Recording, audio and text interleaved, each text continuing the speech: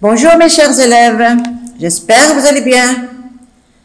Ravi de vous rencontrer, de vous parler.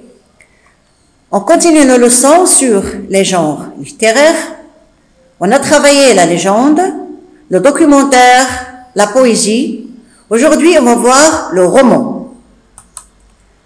Alors, aujourd'hui, mercredi 10 juin 2020, les genres littéraires, 4, le roman. On va voir si un extrait du livre, du roman Les Misérables de Victor Hugo, intitulé Cosette.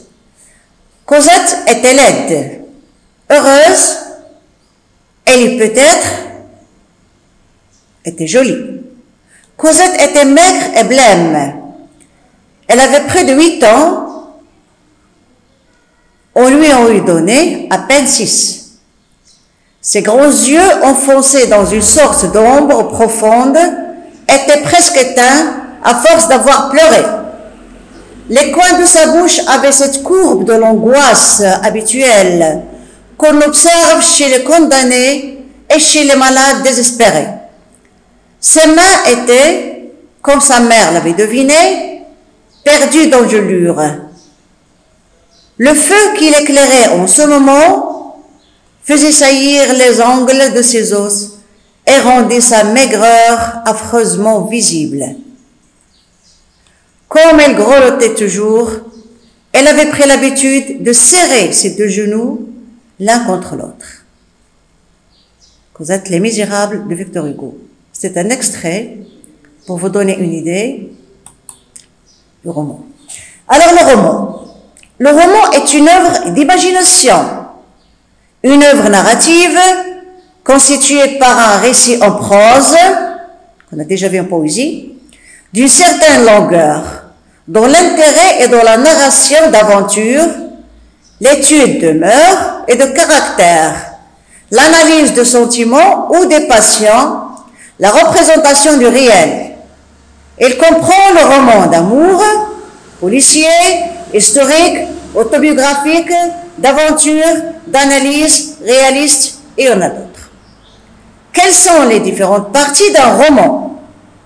Un roman se décompose en 3 étapes. L'incipit, premier mot du livre, le déroulement du récit et l'explicite, fin du livre.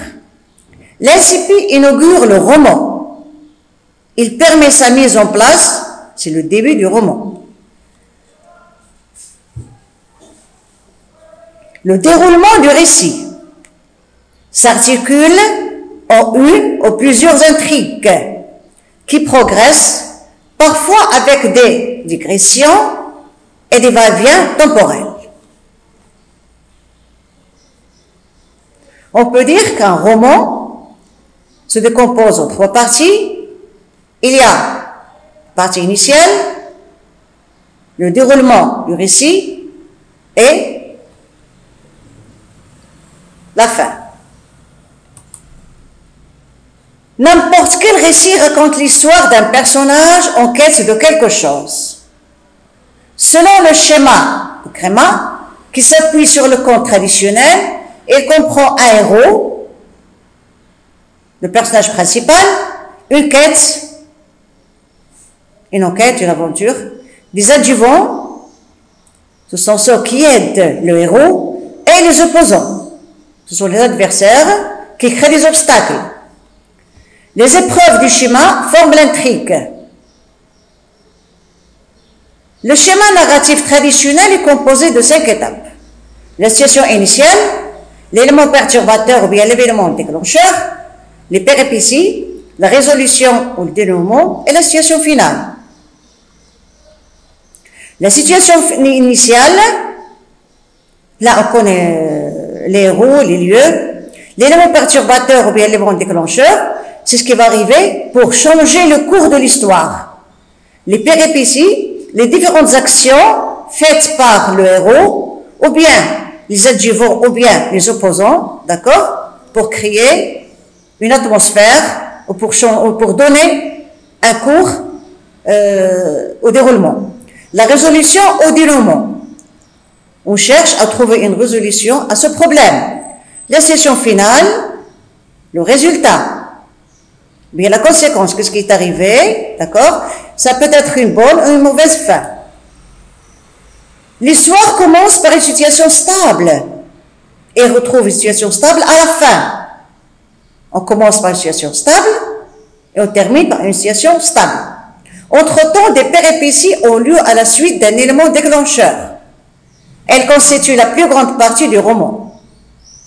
Traditionnellement, le récit se fait à l'acte parfait et l'élément perturbateur est introduit par un changement de temps, le passé simple. Parce que normalement, l'élément perturbateur, c'est quelque chose qui arrive à l'improviste. D'accord? Donc là, on utilise le passé simple. Bien. Alors maintenant, les différents romans. Nous avons le roman d'aventure. Ce sont des romans d'aventure. Le roman d'aventure se distingue des autres par le nombre de péripéties et d'aventures qu'il relate. Les personnages principaux des romans d'aventure découvrent des choses inédites, vivent des aventures exceptionnelles, font face aux dangers et à maintes péripéties, c'est-à-dire à beaucoup de péripéties, trop, plusieurs, et suivent une quête qui structure le récit. Jules Verne en est le plus grand représentant, pardon, ici un A, dans la littérature française. Donc Jules Verne, vous pouvez lire ces romans, ils sont très intéressants, les romans d'aventure de Jules Verne. Tout d'abord, le héros du roman d'aventure a des caractéristiques bien précises et constantes. Il est curieux, courageux et n'a pas peur d'affronter des épreuves pour parvenir à son objectif. Il parvient à contrôler sa peur, puisqu'il est courageux. Il parvient à contrôler sa peur, d'accord? On a déjà vu qu'une personne courageuse, c'est une personne qui affronte le danger. Il est également intelligent et astucieux. Il parvient toujours à se sortir des situations problématiques qu'il vit. Il rencontre maintes péripéties, des faits inattendus qui représentent des obstacles pour le protagoniste et qui font avancer l'action. Et c'est ce qui forge son caractère au fil du récit. Donc là, nous avons Abiola et la plante magique. Nous avons là Jules Verne aussi, le tour du monde en 80 jours. Ce livre-là est plein d'aventures, très intéressant. Maintenant, passe au roman de science-fiction. Cette forme de roman est un sous-genre mineur du roman, mais a néanmoins son importance car il a une particularité très intéressante. C'est un genre narratif et cinématographique présent tant dans les romans que dans les bandes dessinées. De plus, ce sous-genre mêle la science, les découvertes et innovations scientifiques possibles à venir, et la fiction naît de l'imagination de l'auteur. Quand on parle de science-fiction, c'est quelque chose qui va arriver, d'accord? Quelque chose dont on rêve à réaliser.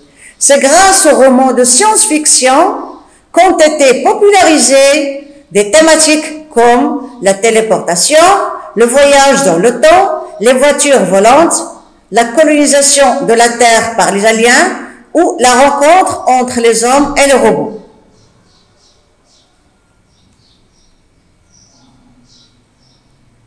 Donc là, nous avons la machine explorer le temps, les cercles de l'éternité. On passe maintenant au roman policier. Le roman, regardez le titre, Le tueur en série de la cité perdue. Là, c'est Sherlock Holmes, je crois que vous le connaissez. Depuis le 19e siècle, le roman policier très apprécié depuis le 19e siècle est un type de roman structuré par l'avancée d'une enquête policière. Après un événement criminel ou étrange, une investigation policière est mise en place et a lieu jusqu'au moment de sa résolution, à la fin du récit. Ses caractéristiques principales sont le crime ou le délit de départ, le mobile, la raison qui a poussé au crime, un coupable, une victime, le mode opératoire. c'est-à-dire la manière dont le crime a été commis, et l'enquête d'une unité policière ou d'un détective privé. Donc, dans un roman policier, il y a un crime, un mobile, un coupable, une victime, le mode opératoire, l'enquête. D'accord? On passe maintenant au roman épistolaire. C'est quoi un roman épistolaire? Le roman épistolaire est un roman construit sous la forme d'une ou de plusieurs lettres qui se succèdent. Ce sont elles qui structurent le récit et qui, de manière générale, le caractérisent. Donc là, nous avons une histoire épistolaire de la Louisiane. Nous avons là un ensemble de lettres qui va former un roman. Les principales caractéristiques de ce sous-genre sont la structuration sous la forme d'une lettre ou d'une suite de lettres, le récit discontinu, le narrateur distant et apparemment absent, la double énonciation, chaque lettre s'adressant à son destinataire collecteur, et l'alternance entre différents styles, registres et tons, permise par la succession de lettres écrites par différentes personnes.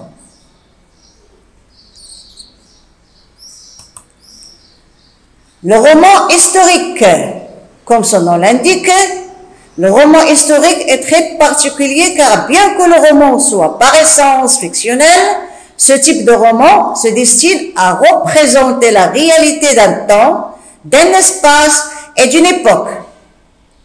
Il se rapproche de l'ouvrage de l'historien, bien qu'il conserve des traits particuliers comme la narration et l'élaboration fictionnelle. Il a pour fond un événement ou une époque historique et présente une fiction dans ce cadre. Nous avons là La Ville des Tempêtes. C'est le roman historique, invention ou vérité. Maintenant, on passe à notre genre, à notre type, le roman d'apprentissage. Aussi appelé roman de formation, le roman d'apprentissage est né au XVIIIe siècle en Allemagne. Ce type de roman est très intéressant car il met en scène des personnages en formation qui grandissent et se réalisent au fil du roman.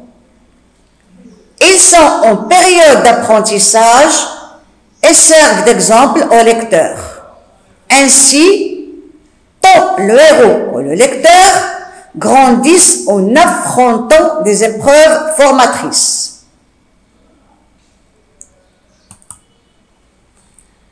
On passe maintenant à notre genre. Qu'est-ce qu'on appelle biographie? Qu'est-ce que autobiographie? Une biographie est un écrit qui a pour objet l'histoire d'une vie particulière d'une personne ou d'un personnage ou d'un événement bouleversant de la vie de quelqu'un. Elle peut être écrite par la personne elle-même, c'est la autobiographie, ou par une autre personne, journaliste, ou historien, ou bien biographe. Maintenant, l'autobiographie est le récit que fait un auteur de sa propre vie. L'auteur, le narrateur et le personnage principal sont la même personne. Le point de vue est interne, donc subjectif. C'est l'auteur qui raconte ses souvenirs. Pardon, il manque un S, faute de frappe. Ce qu'elle a vécu. Le récit est donc fait à la première personne.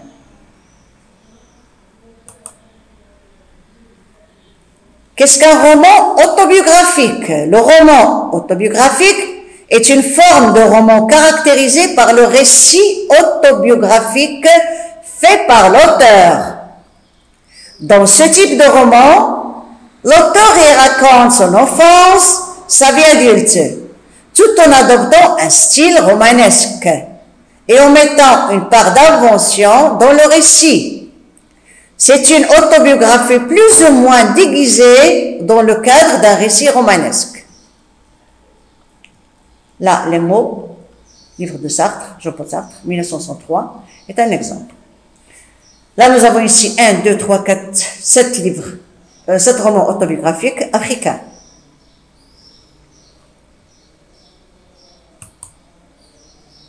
Maintenant, on passe au genre qu'on appelle la nouvelle. La nouvelle se caractérise par sa longueur. Contrairement au roman plutôt long en général, la nouvelle est courte et présente souvent une chute. La nouvelle se caractérise par sa longueur. Contrairement au roman plutôt long en général, la nouvelle est courte et présente souvent une chute. Ainsi donc, en règle générale, une nouvelle est un récit plutôt court et intense. Il est focalisé par un événement en particulier et le nombre de personnages est réduit. Il ne propose pas, à la différence de la fable, de conclusion ou de morale.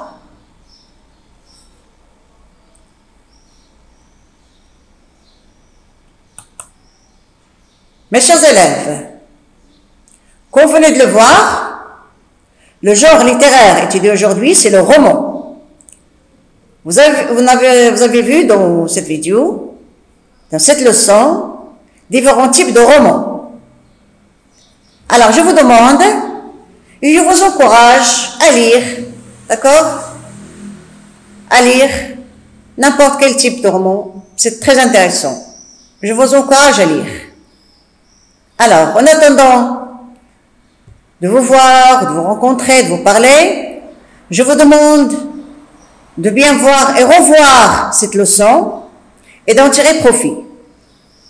Alors, je vous laisse en vous souhaitant une très belle journée. Au revoir et à la prochaine.